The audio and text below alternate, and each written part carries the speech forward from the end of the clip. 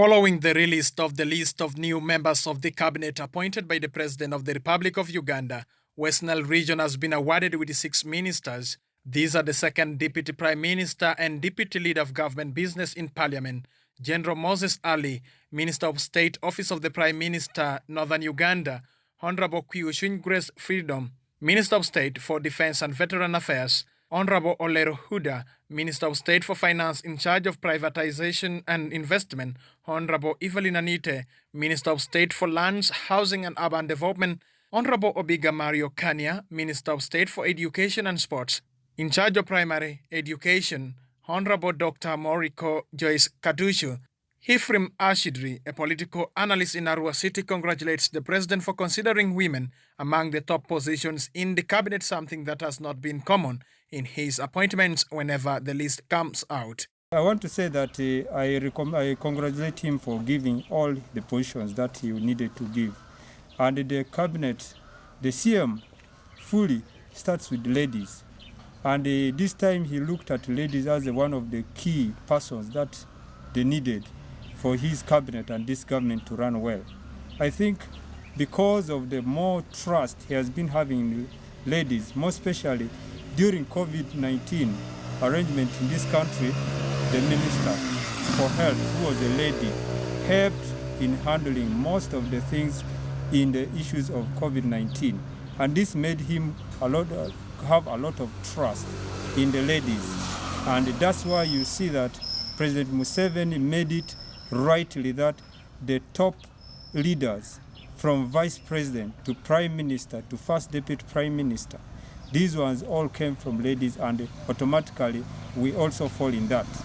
And then if you see generally, most of the CM or cabinet ministers, majority are one regional based. Few came from other regions. For us in West Nile, let me say, we only have one area whereby we can be proud of. That is the issue of the Deputy Prime Minister that comes from Adjumani. That is General Moses Ali.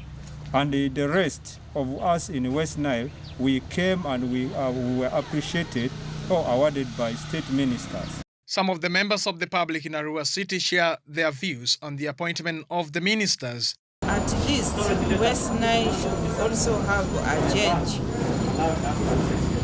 in development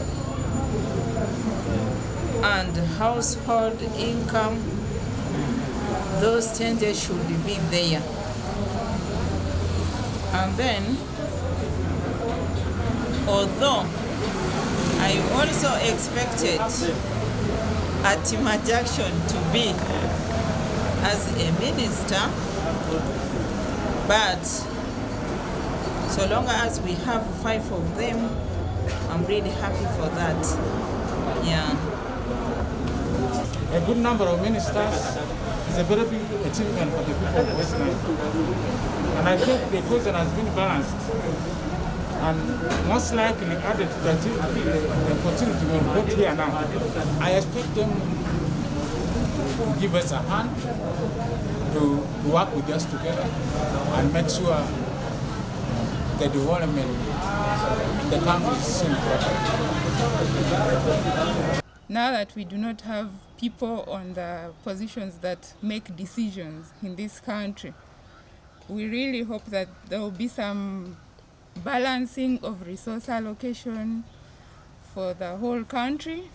Of course, every region has to get a fair share of the resources of the country. We pray that it will be fairly done and that services will be balanced. I'm hoping that there will be some sort of identification of gaps in the different areas of the country, such that those areas will be concentrated on for now. Meanwhile, those who have got, or those areas that have got a bit of resources that have been there, will be put on hold for now, or at least the pace there has to be reduced. Meanwhile, where areas are lacking can be concentrated on. Olero Huda, Aringa East Member of Parliament, a civilian who has been appointed as the new State Minister for Defense and Veteran Affairs, assures the public that he's going to deliver without fear or favor. Take this opportunity to appreciate the people who brought me to Parliament from Yumbe District, from a constituency called Arunga East County. Had they not voted for me, maybe, who knows, I would be here. So I also appreciate them for voting for me. I also promise that I'm not going to let them down. I'm going to deliver, and I will do it maximally.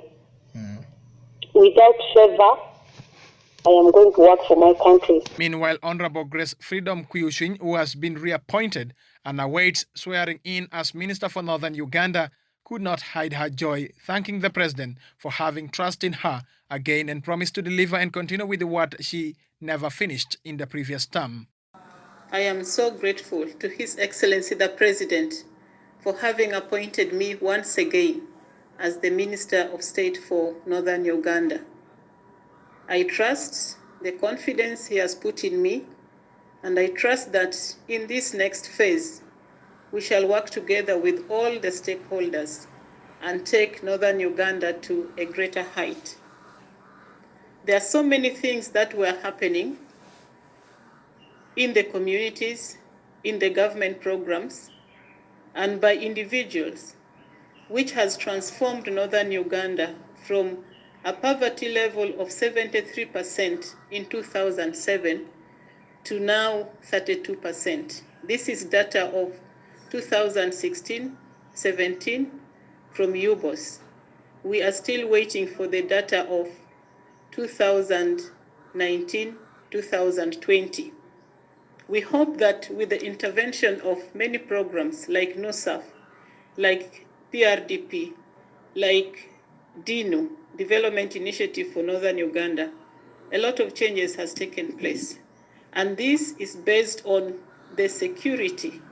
But the key, which we have to applaud her for, was bringing these teams together. It has never happened, I believe, in Northern Uganda. Bringing in the private people from Nile sub-region, from Westnile, the greater Westnile, then the Chole sub-region, and everybody talking about development agenda and how government can help people, or the private sector, work hand in hand with the public sector, infrastructure development, markets, processing facilities. That was really a big one. And everybody was very passionate about anything you talk about that we are coming together as private sector. It was really a huge success.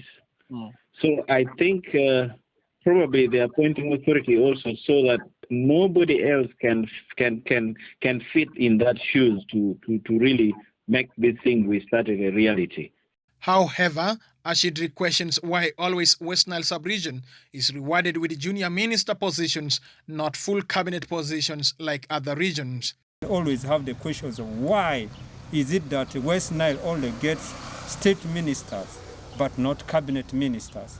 Mind you, we just got one position in Uganda long ago. That was the issue of the speakership that came from West Nile. That was late Ayume Francis, who was the Speaker of Parliament. From that time up to now, I don't see minister, cabinet minister, which is CM, coming from West Nile. It is only those areas of state ministers that stands out like a consolation to us, that makes our ministerial posts that have been given by President Museveni not balanced. And it gives us a question of, is it that we have qualifications that West Nilers don't have in order to get ministerial posts which are cabinet ministers in this country, or it is purposely made for a region that we think they always have to have the ministerial posts. As tears filled the buckets for those who missed, attention is now drawn to what kind of service delivery will be delivered by these new cabinet ministers after being cleared by the Appointment Committee of Parliament. Dennis Oringi, West Nile TV.